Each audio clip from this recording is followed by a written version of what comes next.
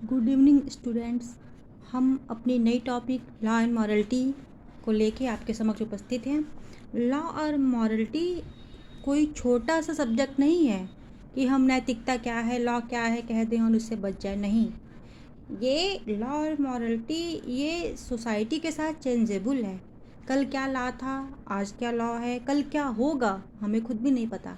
Morality कल क्या थी, आज क्या है और कल क्या होगी ये भी नहीं पता।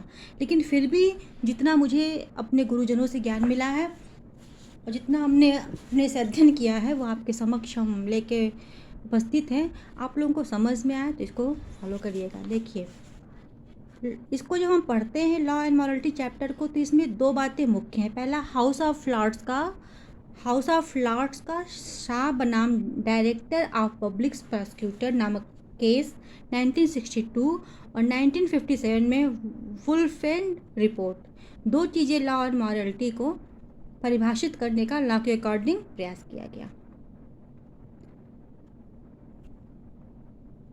विधि और मॉरलिटी दो बातें हैं। विधि क्या है?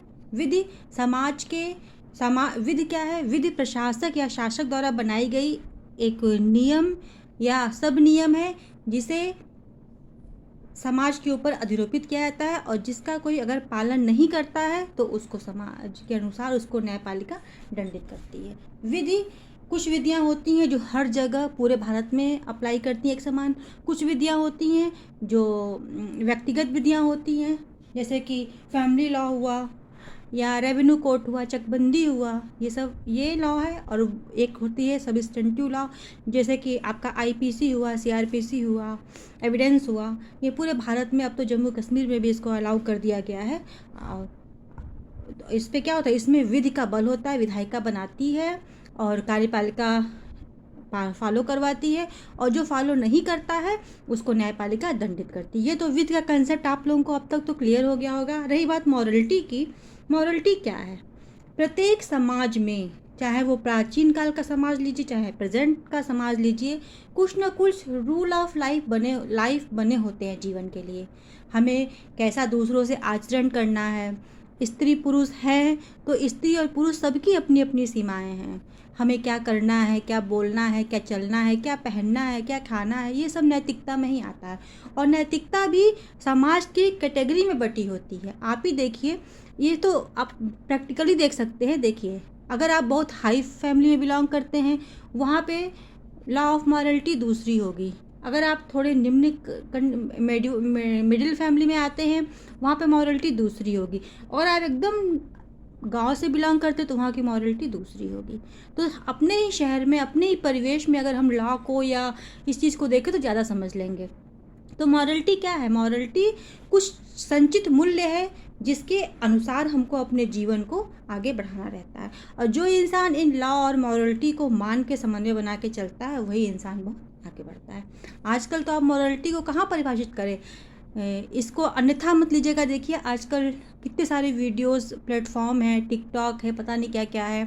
कि पहले क्या था, पड़ोस में कहीं सुनाई देता था किसी का लड़की या किसी का लड़का फिल्मों में सेलेक्ट हुआ है या कुछ, और आज देखिए घर घर में कलाकार बैठे हुए हैं।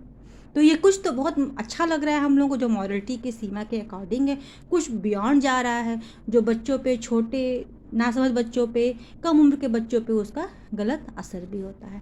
तो लॉ और मॉरलिटी दोनों समाज के पास ही हैं, समाज के मूल्य ही हैं। इसमें मूल्यता ज़्यादा होती है और उसी के अनुरूप हमें अपना सामाजिक जीवन, नैतिक जीवन बनाना पड़ता है। कांट ने कहा कि नहीं, मॉरलिटी भी दो प्रकार की होती है। एक एक्सटर्नल कंडक्ट होता है, एक इंटरनल कंडक्ट होता है। एक्सटर्नल होता है जो समाज के उसमें है, एक इंटरनल जो व्यक्तिगत है, जो सिर्फ अपना है। लेकिन इसको ज़्यादा मान्यता नहीं मिली। फिर इन्होंने फुल्लर आए, विश्लेषणात्मक विधि शास्त्री, तो नैतिकता को मानते ही नहीं थे। फुल्लर जो थे उन्होंने इसको आंतरिक नैतिकता माना। इन्होंने कहा इंटरनल मॉरलिटी, यही कांट की, कुछ न कुछ सिद्धांतों में सही है। ऐसे इन्होंने प्रक्रियात्मक विधि शास्त्र का सिद्धांत भी बताया। फिर प्रोफेसर हार्ट ने इसे को एक्सटेंट बताया, सह अस्तित्व बताया। विधि और नैतिकता दोनों क्या है? दोनों सहवर्ती हैं। दोनों का एक दूसरे का आपस में समन्वय है। दोनों एक दूसरे से अलग नहीं है। उसके बाद समाज में नैतिकता की रक्षा के लिए ही विधि का प्रवेश हुआ। समाज में नैतिकता की रक्षा कौन करेगा? विधि नहीं रहेगी, नैतिकता की रक्षा कहाँ होगी? तो समाज में नैतिकता की रक्षा करने के लिए ही विधि बना। तो जो विश्लेषणात्मक शास्त्री नैतिकता को बिल्कुल इग्नोर कर देते थे वो सही नहीं है। विधि भी जरूरी है, मॉरलिटी भी जरूरी है, दोनों का समन्वय जरूरी है। को एक्सटेंट आजकल है, आजकल सब कोऑपरेटिव है, सब सहयोगात्मक है, तभी एक समाज डेवलप होता है। आप देख लीजिए अभी अपने पड़ोस के देश में अफगानिस्तान में क्या हो रहा है, न लॉ है, न मॉरलिटी है, न कुछ, न त्राही त्राही मची हुई है। देख के एकदम मन दुख व्यथित हो जा रहा है, आदमी कुछ कर नहीं पा रहा है, मजबूर है। उसके बाद इस लॉ और मॉरलिटी को कॉन्स्टिट्यूशन में अनुच्छेद 19(1)(a) में वाक अभिव्यक्ति स्वतंत्रता दी गई है, वहाँ पे इसको फॉलो कराया गया कि कोई व्यक्ति ऐसा भाषण, ऐसा कोई प्रचार, ऐसा कुछ नहीं कर सकता है जिससे पूरे समाज में एक अजीब सा माहौल, एक कन्फ्लिक्ट का माहौल पैदा हो जाए। फिर हमारे आईपीसी में, भारतीय दंड संहिता में सेक्शन 376 है, 292 है, 292 294 तक सेक्शन ये छोटे छोटे की पुस्तकों के अपराध किसको पढ़ना चाहिए या मिसयूज़ करना, गलत गाने गाना, इन सब को क्या बनाया है मॉरलिटी के अंदर पनिशमेंट किया गया है। और हिकलिन के वाद में मुख्य न्यायाधीश काकबर्न ने कहा था कि हिकलिन के वाद में इन्होंने 292 को परिप्रेक्ष्य में हिकलिन के बाद में मुख्य न्यायमूर्ति काकबर्न, चीफ जस्टिस काकबर्न ने कहा था कि मॉरलिटी बस एक मानसिक विकृति है। मतलब मॉरलिटी मानसिक विकृति नहीं है, मॉरलिटी से जो असर पड़ता है वो एक मानसिक विकृति है। सपोज करिए कि हम, आप और छोटे बच्चे, बड़े बच्चे सब साथ में एक मूवी देख रहे हैं। उस मूवी में कुछ अच्छी चीज़ें आ रही हैं, कुछ बुरी चीज़ें आ रही हैं। हम लोग तो मैच्योर, हम लोग समझ जा रहे हैं कि वो मूवी का क्या उसका इंटेंशन है। नहीं, छोटा बच्चा वो क्या कर रहा है, वो सीधे उसका फोकस जाएगा जो गलत चीज़ें हैं, उसको वो ऑब्जर्व करेगा, क्योंकि उसकी मेंटल स्थिति इतनी अच्छी नहीं है कि वो उसको अपने में ही उसको समझ वो करके कि नहीं ये सही है गलत नहीं कर पाएगा। तो इसलिए क्या कहते हैं कि अगर वो मस्तिष्क पे हमारे बुरा प्रभाव डालता है, हमारी नैतिकता को वायलेट करता है, तो दैट इज़ इलीगल। अगर ऐसा नहीं है तो वो मॉरल है। फिर हिकलिन के वाद को सुप्रीम कोर्ट ने रंजीत डी उदेशी वर्सेस महाराष्ट्र राज्य के वाद में हिकलिन के वाद को स्वीकार किया गया, एक्सेप्ट किया गया। उसके बाद हम इंडियन कॉन्ट्रैक्ट में भी देख लेते हैं। सेक्शन 23 में क्या है, इलीगल करार के बारे में बताया गया है। इलीगल करार हमेशा वो होता है, शून्य होता है। और आईपीसी में जो ये नया सेक्शन इंक्लूड किया गया है 354A, 354B, 354C और 354D, इसमें भी जो sexual harassment and punishment for sexual harassment के लिए जो बात की गई है, वो सारी बातें ये मॉरलिटी और लॉ के परिप्रेक्ष्य में ही की गई हैं। अगर कोई इनमें से कोई अपराध करेगा, 354A का अपराध करेगा तो उसको 3 वर्ष का कारावास है इस तरह के। और मेकिंग सेक्सुअल कलर्ड रिमार्क करेगा तो 1 साल का कारावास और जुर्माना है। तो ये सारी बातें जो हैं ये आईपीसी में भी सेक्शन के तहत इसको इंक्लूड किया गया है। ये लॉ और मॉरलिटी का आपका चैप्टर रहा।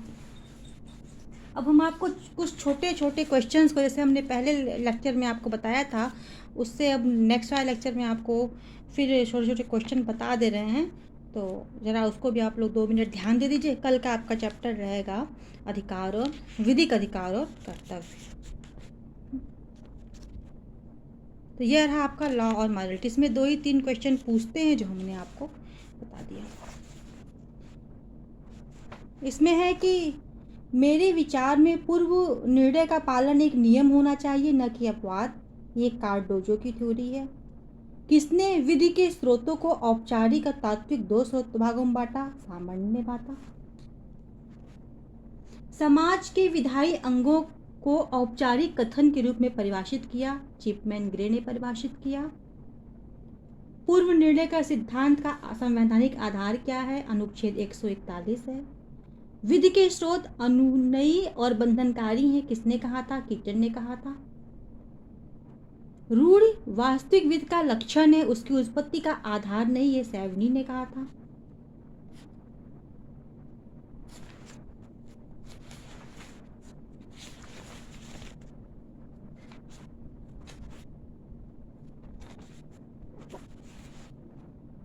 परिवर्तित अंतर्वस्त्र की नैसर्गिक विधि से संबंधित है स्टेमलर के वाद से। प्राकृतिक विधि के संबंध में यूनानी दर्शन के जन्मदाता स्टोइक्स। 19वीं शताब्दी में प्राकृतिक विधि के उद्धार का श्रेय स्टेमलर। प्राकृतिक या नैसर्गिक विधि का विचार का सर्वप्रथम प्रकट यूनान में। नैसर्गिक विधि को धार्मिक चरित्र दिया था संघ अंगस्टाइन द्वारा। Determining ratio decidendi of a case Goodhart की पुस्तक है।